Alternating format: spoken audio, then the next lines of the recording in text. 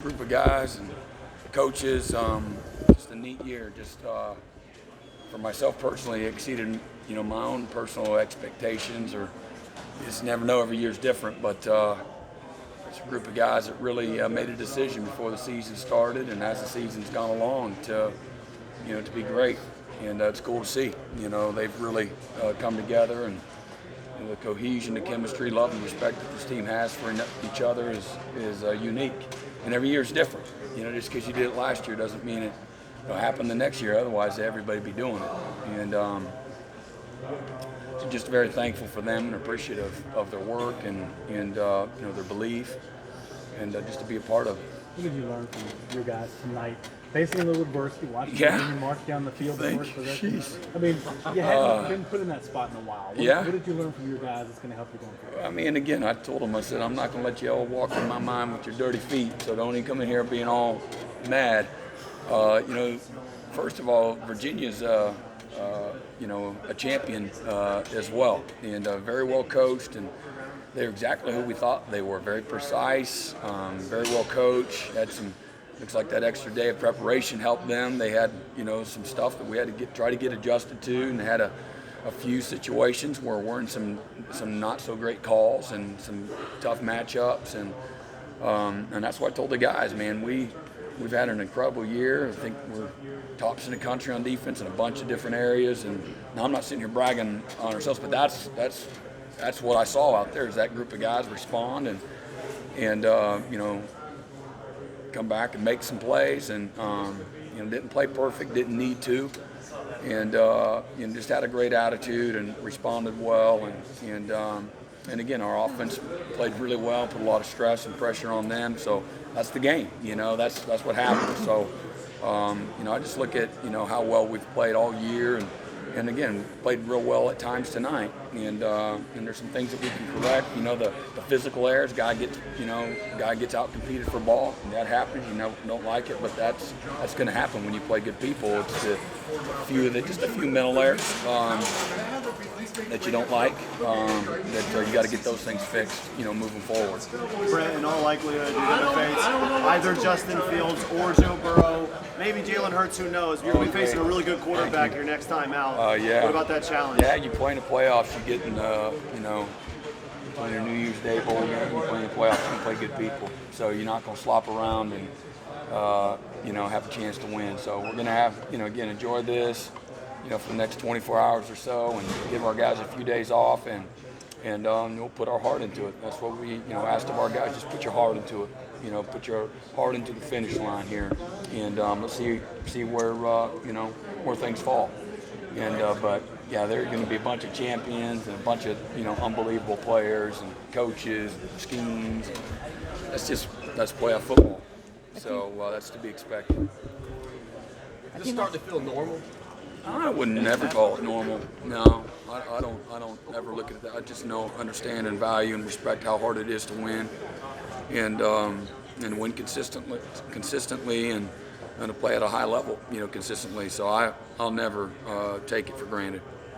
A team that likes to pass first, but then also a quarterback that can take off and run. Yeah, how do you balance the zone and the blitzing? Yeah, we probably put our guys in some tough positions probably at times. Wanted to take his feet away, and they did a good job. They had some things that our guys were not familiar with and got caught on their heels a little bit, and then he's got the precision, and they do a good job.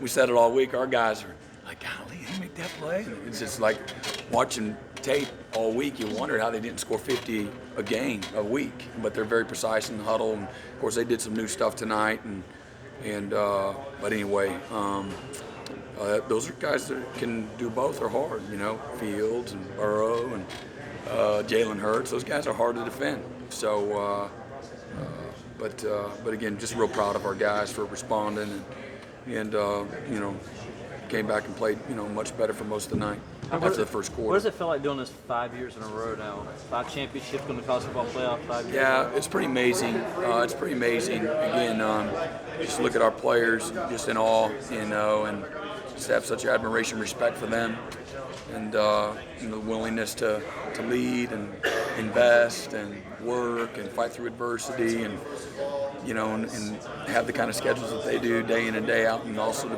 have the consistent level of being a champion. Again, 5 in a row is the first time, I guess, in the ACC, or that doesn't happen very much, in the history of college football. So, again, to witness it is pretty special. Dabo said he hasn't enjoyed coaching a team more than this one. What is it about this team that's so just there's an innocence about them. There's no arrogance. Just super coachable, very humble.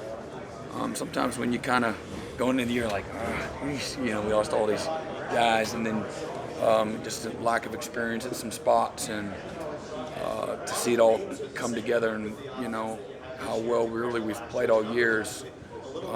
Again, for me, and sometimes as a coach, that's what you appreciate most, when it kind of sneaks up on you as a coach, and you don't ever want to necessarily admit that. Certainly in the middle of it, but we don't stink as bad as I thought we would. It has been a lot of fun, and because again, there's high character, the young guys. A lot of times when you deal with young people, they don't like to get corrected, or they don't like to make mistakes. They don't like to own it. Just a lack of maturity, and we've had everything but that. It's been just a very accountable group of guys, and guys that again. Take ownership and are very invested, and just great teammates. It's fun to be around that. It's a little surprising that this group committed to being great with as young as they are.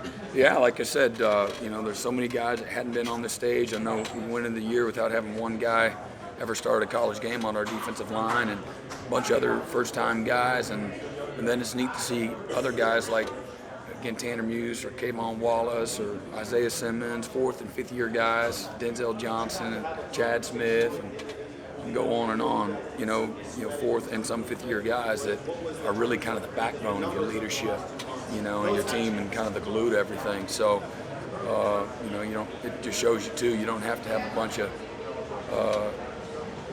Corvettes. You can get there in a Volkswagen too, and not that those guys are Volkswagens. I'm a Volkswagen, but it just shows you again. That's what I know we've talked about many times. Experience and guys that are invested. Those 5th year guys have really paid a price, and so they value their opportunity. And sometimes it's just having a few more of those guys on there that kind of can make the difference. Brent, you're about 12 hours away from finding out who you're going to play in the college football playoff. I know you're still soaking this one in, but are you ready for that challenge? Yeah, we've been working a little bit. I haven't personally, but our staff has. So yeah, man. I mean, it's going to be all week. I'll just go in a depression, watching tape and looking at cards and looking at what the scouting reports say. Guys averaging 10 yards a carry on the lead, or the quarterback keep, or, receivers averaging 25 yards a catch. That's going to happen. It's getting ready to happen. So we'll address that when it comes. But just, again, thankful for our guys and their heart and love and appreciation for each other. And, again, just to be a part of it, man, it's been a lot of fun. How much attention do you want to play? No, I don't even know how it works. I didn't even know who's number 1 last week. Somebody's having to tell me. I'm like, who was 1? Why is there this big to-do about who's going to be 1? I don't care. It doesn't matter. It doesn't matter what I think. So I didn't put no time into thinking, having emotions about it. Just watching football, how much attention have you paid to some of those top teams this year? I always watch game day final. I like to watch that. Occasionally see a little bit here and there. I saw a few series of the Georgia LSU game. That was, oh man, yeah. So I'm like, turn the TV off. Yeah, and I saw Ohio State play a few times this year. They're unbelievable. So these are some amazing teams, particularly offensively. You look at the teams that I think might be in there: Ohio State, LSU, Oklahoma, and. They all know how to win. They've got great leadership, great quarterback play, great, incredible skill. So good defenses, great coaches. So It'll be fun. Brent, to someone that wouldn't know, would you mind explaining what they did tonight that was new that you weren't expecting? Just a lot of stuff, man. I mean, Yeah. whether it's formation or it's a motion or it's a tempo or it's or who's lining up where. There's just a lot. It was like, am I the only one? This is bizarre. Whole first quarter is like bizarre. What in the heck? They did a good job scheming and getting them ready, and we had a couple again. Calls that weren't ideal to be in, and then you get a couple guys make some fundamental mistakes, and then again I thought we adjusted and did pretty good for most of the rest of the night. But Nolan Turner's kind of flown under the yeah, radar man, what this year. an unbelievable play! What a great play that was, and that was a terrific play and a big play in the game, man, huge play. A red zone response, 3rd and 10, Tampa. That was great, man. What a good play. Proud of him.